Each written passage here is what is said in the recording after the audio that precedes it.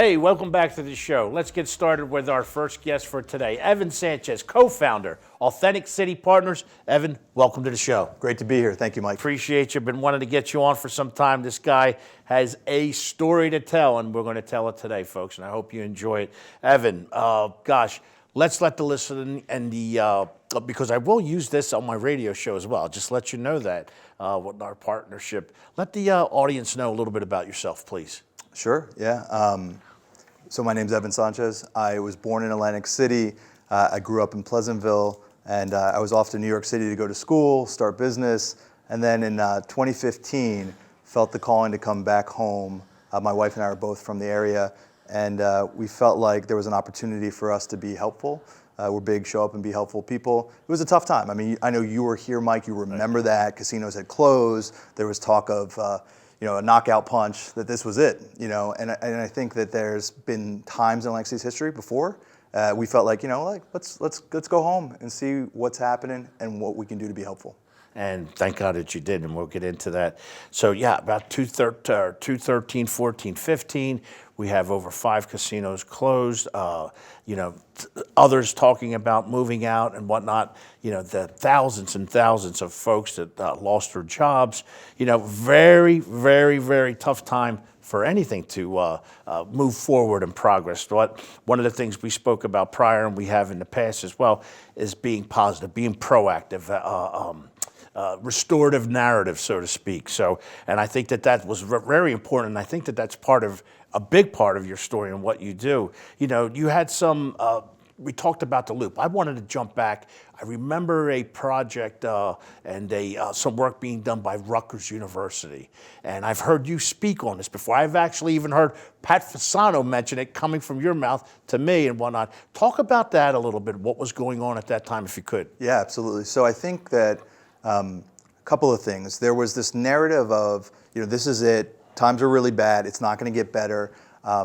And for me, coming back to my hometown and really going on a listening tour, I got to meet a lot of different people. I got to meet you, Mike. I got to meet people like Elizabeth Taranick, who was the planning director for the city. I got to meet people like Joyce Hagan, people that were doing great things in the city, great people doing great things that their stories weren't really getting out necessarily, but good work was being done. And so in particular, with what Elizabeth was doing at the time, she was doing these sort of noontime talks, and one of them was presenting what was called the downtown loop. So she had worked with some Rutgers, I think, planning students to create an idea to look at the beach blocks, really between resorts to Claridge, sort of the heart of the city, right? The central business district, the beach blocks, and say, like, what's there, what could be there, and how could we get from where we are to, kind of this grand vision.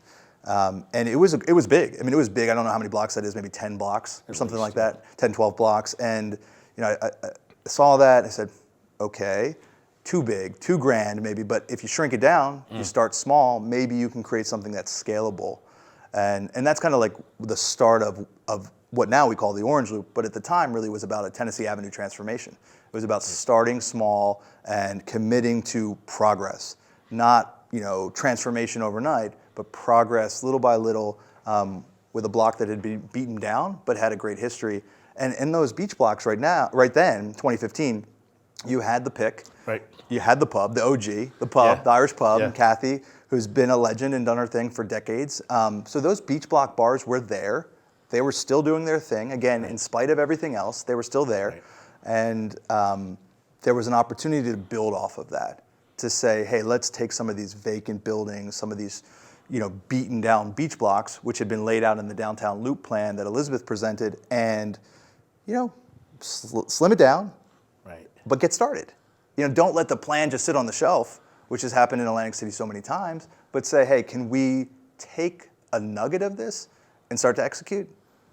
And, that's what we started to kind of get to 2015 into 2016. And developers develop, so we'll get there as well.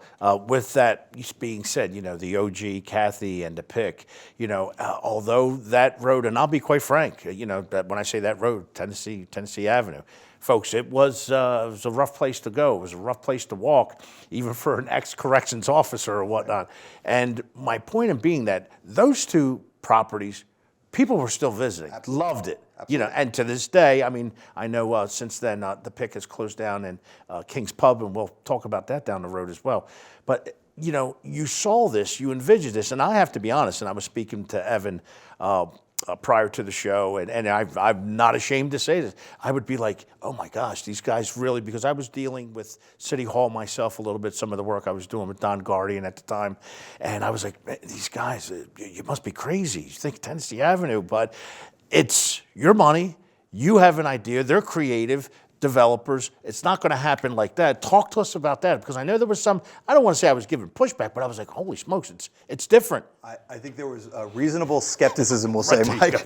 I think very reasonable skepticism, and I think, you know, rightfully so. I think there's sometimes where people come into town, they have really big vision, big promises, and you know, they're not able to deliver. And I think for us, we took a different tact. And you know, my business partner Zenith and Mark, like we really said, like we're not gonna shoot for the moon here. We're really gonna be realistic about what we can commit to, and commit to it. And I think that was a little bit different angle of approach. Now, we were going into the belly of the beast. This area was the dead zone. I mean, this was explicitly called the dead zone. You can go back and look at the tape, and Councilman Spaz, you know, and Don, and other folks at the time. I mean, there was, again, reasonable skepticism to go into one of the toughest blocks at the time and say, if we start small and we work collaboratively, we can build something, create something, a thing, a destination, and then kind of let it go. But yeah, again, we can now say, hey, you play the tape out, okay. But in 2015, when we were having the initial conversations. And you know, to some of those folks that you mentioned, to their credit, you know, you did the project, you and the team, but they stuck with it. Let's go it. Let's move along with this. 100%. You know, these guys are here and gals are here to do something specifically that's going to be something good for the city. And I love the fact that you say this, because I've seen it so many times in the city. So has many others as well. You know, again, big project, big ideas, $3 billion, a few $100 million, and then nothing happens. It's great. Studies go on, this goes on. No, you guys started purchasing properties. Talk to us about that, when they started, you know, going through and seeing these. And Evan, quite frankly, when you go behind walls sometimes, it's not what you want to see. It just adds on to what the project may be. Yeah, and I think for Zenith and me, ignorance is bliss to some degree. So, you know, Mark had a background in real estate and in financing and things like that. For Zenith and me, like, we're kind of coming into this as really entrepreneurs, and sort of like, again, this is our hometown and we want to, you know, figure this out. But I think we're, you know, doers do, and you kind of, people are always like, well, how did you learn this or that? And like, you just learn on the job, you know?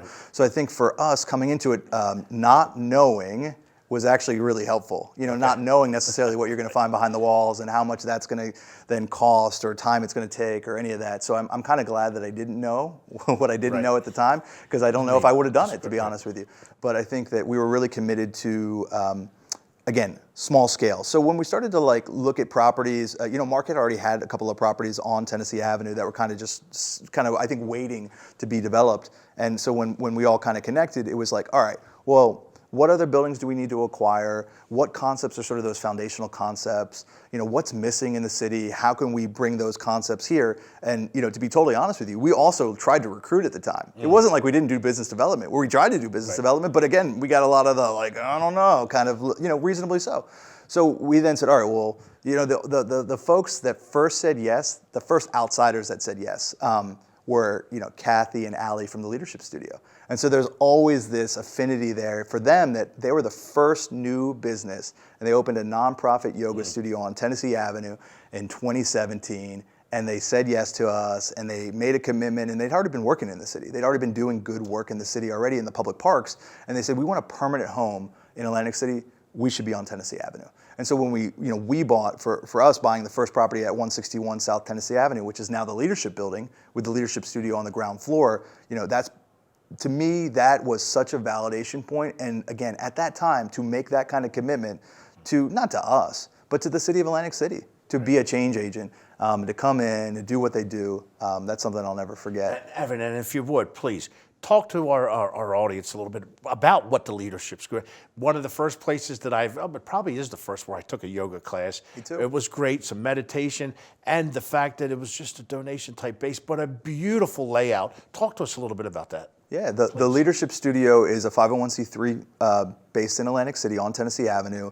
They do yoga trainings, they do recovery trainings through yoga. They use yoga as a vehicle for leadership training. So, whether you practice on the mat or you don't, they're all about the yoga off the mat and really helping to develop leaders in the city of Atlantic City and to really harness what we already have and sort of build off of that. We know we have great people, great talent here. Their whole goal is to really help to elevate those people, to help them to become better leaders. That's really what they're doing at the Leadership Studio. Yoga is a part of it, right. but they do a lot that's off the mat that's really, really impactful for some of the people that are really struggling, the people that are really kind of coming through recovery and that process, right. And also for other people to say, hey, how can we help you to transform to the next level? Right, and this is what I used it for. Had some friends that were suffering. My past place of employment working for the Atlantic County Department of Public Safety, fancy name for the jail.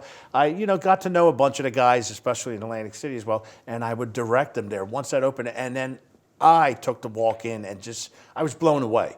Again, this was something that when I looked at it a year or two prior to that, it was like, this is what I would never have imagined it there, and the use that it had. Then you have the other four, Heyday, May. Talk to us about what transpires after that. We got about 2 minutes in this segment, and then we could finish it off at the other side. Yeah, so the sort of those foundational concepts. Heyday, there wasn't a coffee shop. There wasn't an independent coffee shop in the city of Atlantic City. That's crazy. So that's the stuff where you talk about, hey, these guys are crazy, they're going into this area, sure, but the beach blocks were the way that they were is really what was crazy, that we didn't have an independent coffee shop. So we said, all right, Z, Lauren, our co-founder, and me, okay, we'll do a coffee shop. We didn't know anything about coffee, but let's figure it out.